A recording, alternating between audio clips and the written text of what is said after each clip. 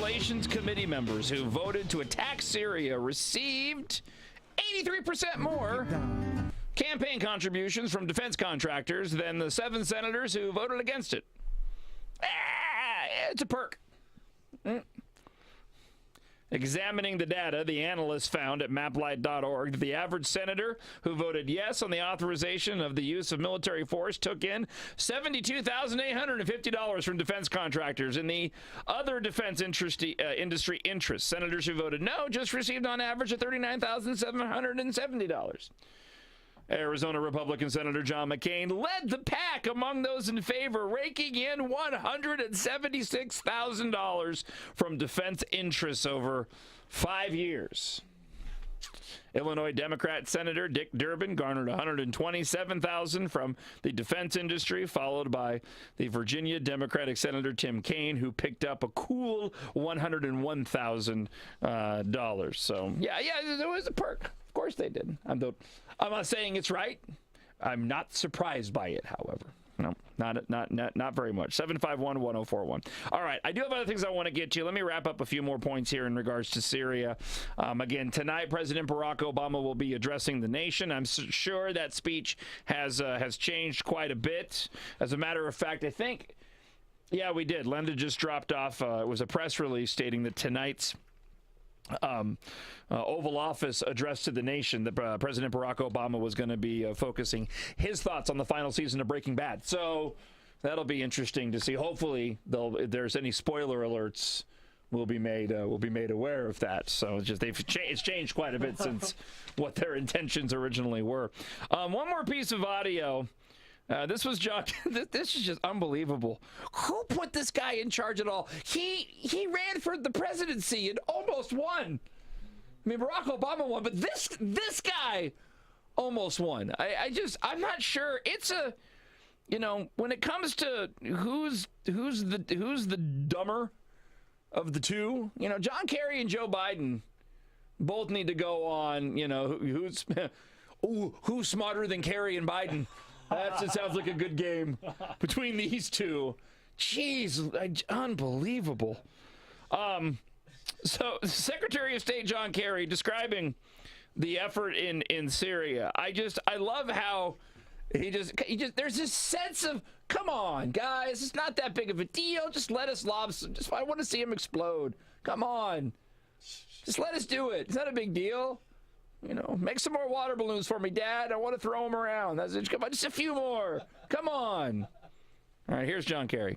Now, I believe that the aftermath of the Iraq experience and Afghanistan leave a lot of people saying we don't want to, see our young people coming back in a body bag and so forth. But that's not what we're talking about.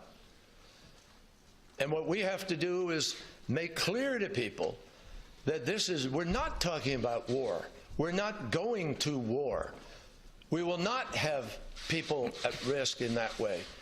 We will be able to hold Bashar Assad accountable without engaging in troops on the ground or any other prolonged kind of effort in a very limited, very targeted, very short-term effort that degrades his capacity to deliver chemical weapons without assuming responsibility for Syria's civil war. That is exactly what we're talking about doing. Unbelievably small, limited kind of effort. Unbelievably small. We're gonna drop some, just some poppers on them. Just pop, pop, pop, pop. We're just gonna, it's fireworks, really. It's just gonna be a show. Why are you making such a big deal? It's we, right? It's Project Just the Tip. It's very small. It's very, size doesn't matter because we just needed to do something. I mean, look, what's amazing to me about this is that it's probably very true. This was supposed to be just that, like Obama said, a shot across the bow. This was supposed to be, and I knew that today we would have a better understanding of where we were at based off the reaction of Russia calling our bluff on John Kerry's stupid statements. And now we know this really was just about Barack Obama saving face over the red line comment. That's it.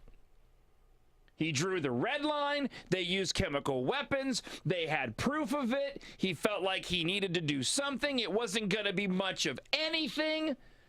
Unbelievably small. We just wanted to lob a few tomahawks, and it just kept getting bigger, and it kept getting bigger, and it kept getting bigger until it was just suddenly now it had morphed into this huge, gigantic thing, and they were stuck in that one little moment from over a year ago of that's the red line, and they couldn't get out of it. And thanks to John Kerry going blah, blah, blah, making the comments that he did, they fumbled their way into a diplomatic solution. Only this administration could find a way out through their sheer and utter stupidity. He could turn over every single bit of his chemical weapons to the international community in the next week. Turn it over. Turn it all over. of it. Turn it over. Without delay, and allow a full and total accounting for that. But he isn't about to do it. Yeah. Wait, what? Wait, do what? He isn't about to do it? You dumb A. That's exactly what they're going to do. Now, Russia will get the... Look, and again, put it up against the unbelievably small comment. Unbelievably small wouldn't have done jack diddly squat. They would have done squat. Unbelievably small equaled squat. To do anything to Assad's chemical weapons. And now, here's an opportunity for them to go and have all their weapons given to Russia and actually do something about the problem of chemical weapons being used as opposed to what they had planned, which was It's very small. Just a few tomahawks. I don't know what you guys are making a big deal about. Let's go and talk with Michael. Good morning, Michael. Welcome to 104.1 The Truth. Hey, good morning, John. Kerry's a buffoon, man. When he was running for president and the nuclear arms issue was going on with Iran, I believe he's the guy who said that he would have allowed Iran to have the nuclear fuel so that they could make their rods for their nuclear reactor just to see what they would do with it.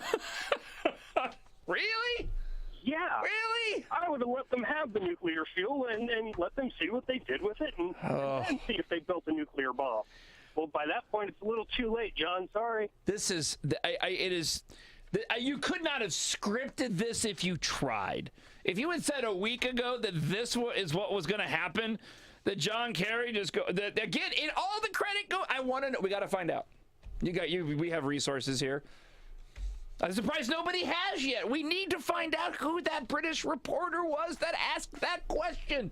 They deserve all the credit. That's who everybody should be thanking. Assad should be sending all kinds of gifts.